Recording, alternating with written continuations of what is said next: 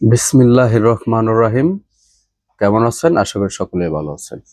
আজকে কথা বলবো নিভিয়া সফট ময়শ্চারাইজিং ক্রিম নিয়ে।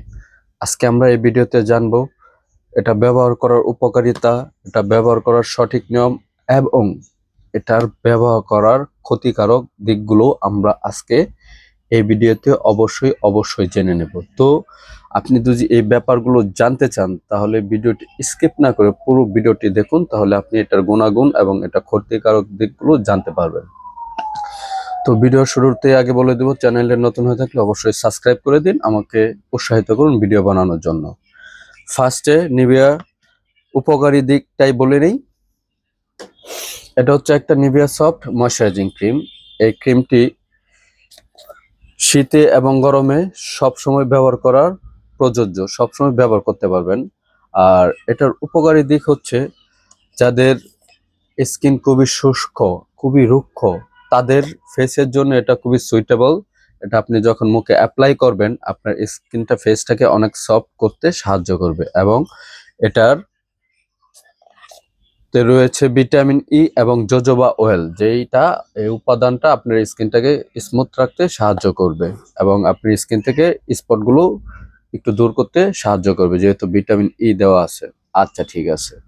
এটা হ্যান্ড অ্যান্ড বডি, এটা হাতেও মাখতে পারবেন, মুখে মাখতে পারবেন, এটা শীত গরম সবসময় মাখতে পারবেন। এখন আসেন এর ক্ষতিকারক দিকগুলো কি হতে পারে। আমরা প্রত্যেকটা প্রোডাক্ট ব্যবহার করার আগে আমরা এটা ভালো মন্দটা যাচাই করে নেওয়া উচিত। আমরা এটা সবাই চাই, আসলে এটা খারাপ দিকটাও আমরা জানি, যেহেতু ভালো দিকগুলো আছে। এটার গুণাগুণ তো আসলে অনেক। এটা যেহেতু ময়শ্চারাইজিং ক্রিম, এটা আসলে আমাদের স্কিনকে ডিহাইড্রেশন হতে দেয় না।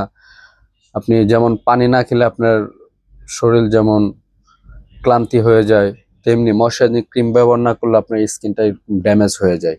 তো সেই ক্ষেত্রে নিভিয়া সফটের বিকল্প নেই। আর ময়শ্চারাইজিং ক্রিম আপনাদের স্কিনটাকে সচল এবং তাজা রাখতে খুবই কার্যকর।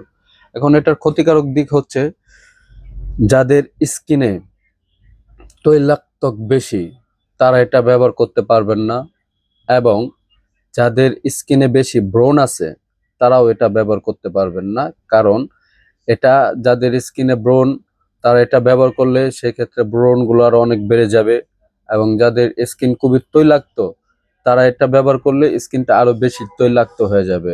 এবং যাদের স্কিনে অ্যালার্জি রয়েছে, অ্যালার্জি যাদের সমস্যা, তারাও এটা ব্যবহার করতে পারবেন না, কারণ এটা অ্যালার্জি সেন্সিটিভ স্কিনেও এত ভালো কাজ করবে না। সেই ক্ষেত্রে যাদের ঘ্রাণ নিতে সমস্যা হয় সেই ক্ষেত্রেও তাদেরও একটু প্রবলেম হবে।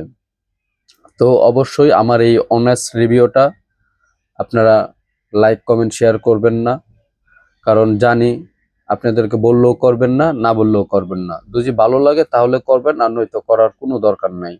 যদি আমার ভিডিওটা আপনাদের কোনো উপকার আসে তাহলে একটু লাইক কমেন্ট অবশ্যই, পারলে চ্যানেলটিকে সাবস্ক্রাইব করে দিবেন। তো ভিউয়ার্স, আজ এ পর্যন্তই। এরকম নতুন নতুন ভিডিও পেতে আমার চ্যানেলটির সাথেই থাকুন। আর দেখা হবে অন্য কোনো দিন, অন্য কোনো ভিডিওতে। নিভিয়া সফটওয়্যার 3টা সাইজ, ছোট, মিডিয়াম, বড়। ঠিক আছে? তো যে যেখানেই থাকেন ভালো থাকেন, সুস্থ থাকেন। আসসালামু আলাইকুম।